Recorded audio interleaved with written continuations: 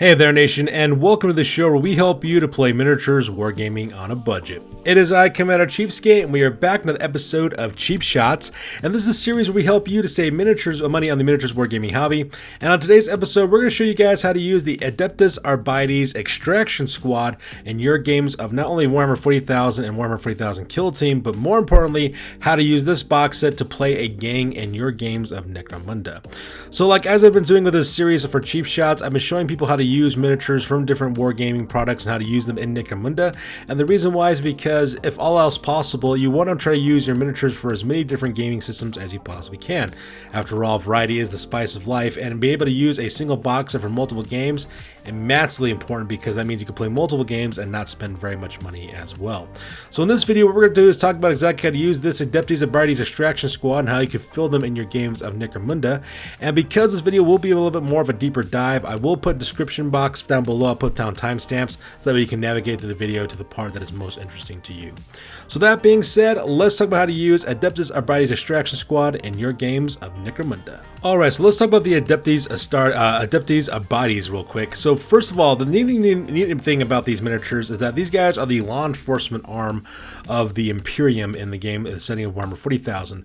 And this is going to sound kind of weird, but in the original years when Games Workshop first released Necromunda, the only guys who represented the cops on police officers on Necromunda were the Adeptus Arbites. In fact, these are the original law enforcement guys that came with Necromunda back when it first came out. Now, of course, today we have the Paladin Enforcers, who are actually the security arm of Lord Hilmar, who uses to keep law and order on his planet. So we don't really use Adeptus Arbites anymore in games of Necromunda, but because these miniatures came out and they look absolutely fantastic, you could actually use this gang as a proxy Paladin Enforcer gang if you want to. They have some beautiful weapon options, and the way that they're designed and the paint scheme that you can create this Judge Dredd kind of vibe, which would be really cool as well. Not to mention, when you look at the box that these guys come with, all these guys come with power mauls as well as assault shields, so you could definitely use them as Paladin Enforcers, because that's exactly what they were originally designed for back in the early days of Necromunda.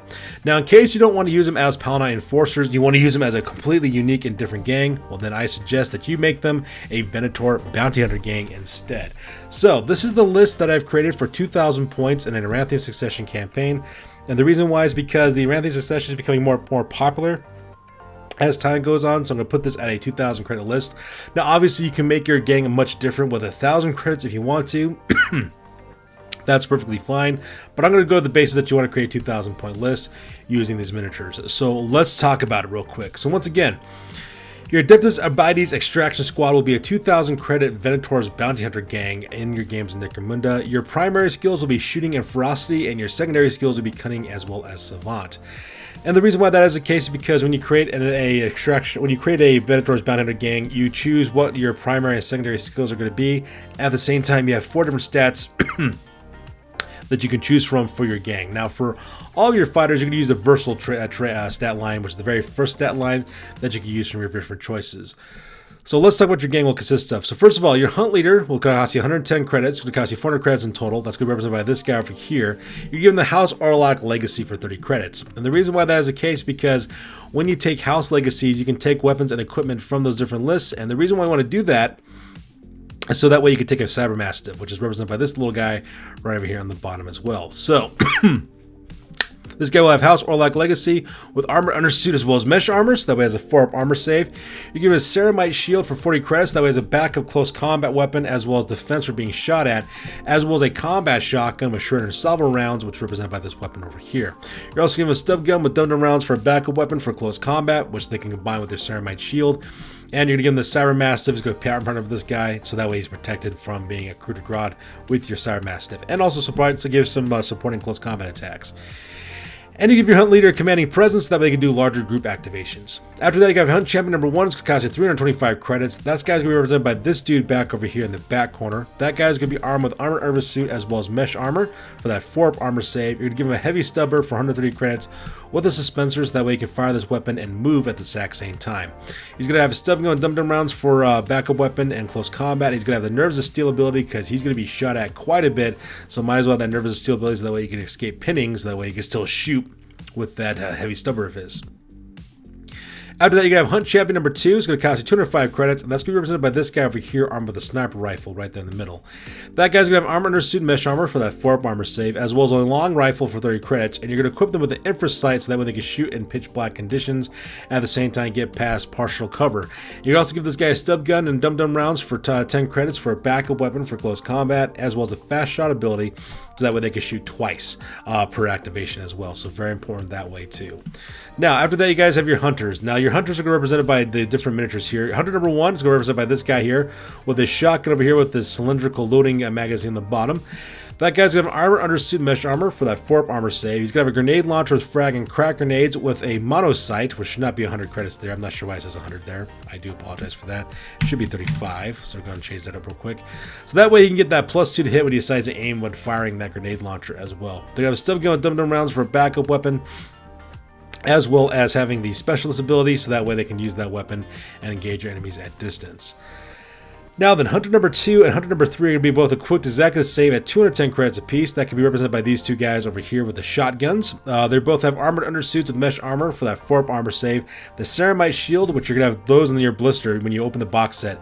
They actually have the Ceramite shield. You can just glue them on their backs if you want to, or you could just not do that at all. Entirely your choice.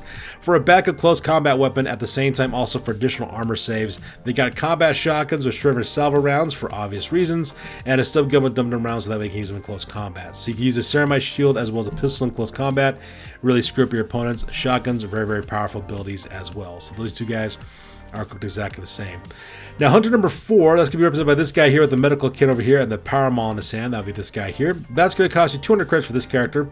The armor with armor suit as well as mesh armor to give him that 4-up armor save. He's got a combat shotgun with shredder salvo round, which you can put on his back for his primary, as well as a stub gun with dum-dum rounds. And you're also giving this guy a Medicaid kit, so that way you can lend out medical aid to help out people who might be injured in the game. Because your guys are worth so many credits, you're going to want that ability to really help out your fighters if they should get wounded. So it kind of has a little aspect there.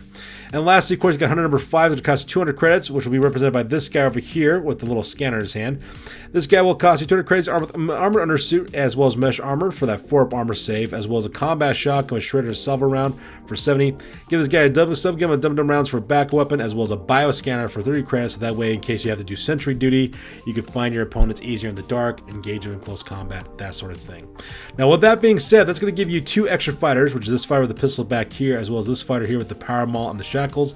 These two guys will not be used in this kit, which means that your gang can expand as your campaign develops. Or if you need to, you can have them be one of your rogue doc. Traditionally, rogue docs don't show up on the tabletop anyways. This guy will cost you 50 credits, so you don't need to worry about having one of these guys represent him because he may patches up your critically injured fighters.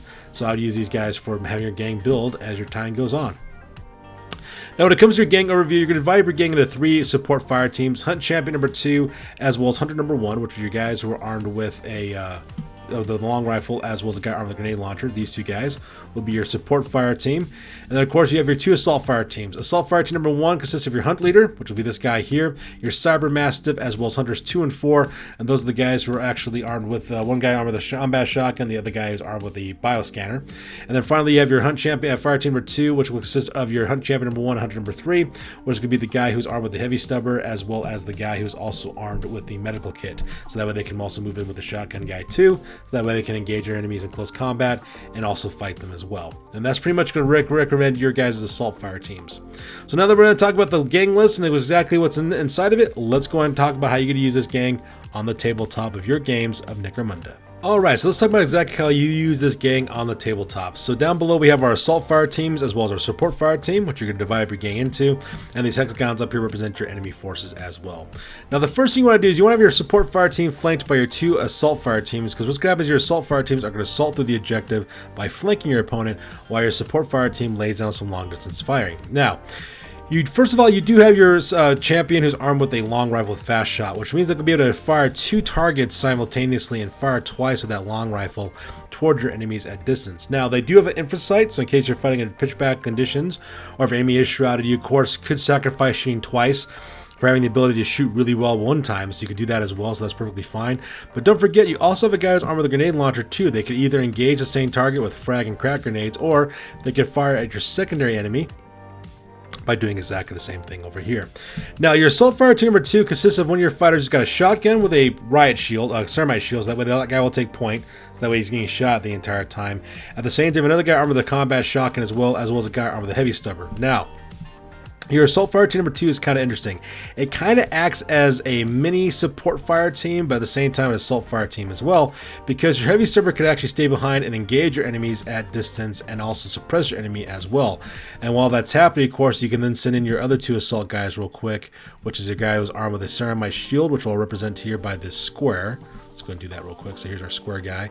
That guy with the assault shield will go first. That way, if anybody shoots at him, they have to shoot him in first. He's got better armor support. While the other guy with the combat shotgun can then swoop around that way. And then, of course, engage your enemies by opening fire with shotguns directly into their flank as well. So that's one way you can engage them in order to do so. So this fire team will be the most flexible depending on what kind of conditions you face in the battlefield, how you want to go about dividing that up. Now, assault fire team number 1 consists of your captain as well as your cyber mastiff. Will pretty much do exactly the same thing. What they'll do is they'll maneuver into position and they'll break down into 2 smaller fire teams. Your guy who's armed with the riot shield, the Ceramite shield, will go first, followed by the guy who's armed with the combat shotgun. While from there, your leader, let's use a little triangle tool for that guy. While your leader, as well as our cyber mastiff, represents another fire team as well. What's going to happen is your enemy's going to fire at the guy with the Ceramite shield first, because that guy's going to take points, so that way he's going to draw enemy fire to you. While that happens, your guys can then swoop in from the flanks and open fire with their combat shotguns, and hit him that way, and your leader at the same time can open fire with their combat shotgun, as well as sending their cyber mastiff forward or engage your enemy at close combat. Now, while your assault fire teams are locked down here in the flanks over here on each side, you can then send your fire support team. They can also move up as well and go to whatever position they need to finish off your enemy here, or finish off your enemy over here. So as you can see, what you're doing is you're creating this web of intersecting fields of fire from both the flank as well as the front, and assaulting through and just finishing off your enemy that way. And that's pretty much how you're going to use this gang on the tabletop if you decide to run your Adeptus Arbites Exaction Squad as a Venator gang. Alright you guys, so there you guys have it. This is how you can use your Adeptus Arbites Exaction Squad from Warhammer 40,000 Kill Team on the tabletop in your games of Necromunda.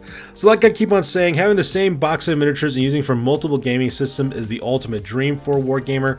Not only can you use these guys for Warhammer 40,000 Kill Team, you could also use them in Warhammer 40,000 as well. And at the same time, also use them in Necromunda, which is also really cool as well. So there you guys have it. As always, please feel free to like, comment, and or subscribe. Your guys' input is always appreciated. Also check us out on Facebook, Instagram, as well as blogger.com for all the latest greatest hobby news related to this channel. That's good for this week, guys. We will catch you guys in the next one. Peace out and stay classy.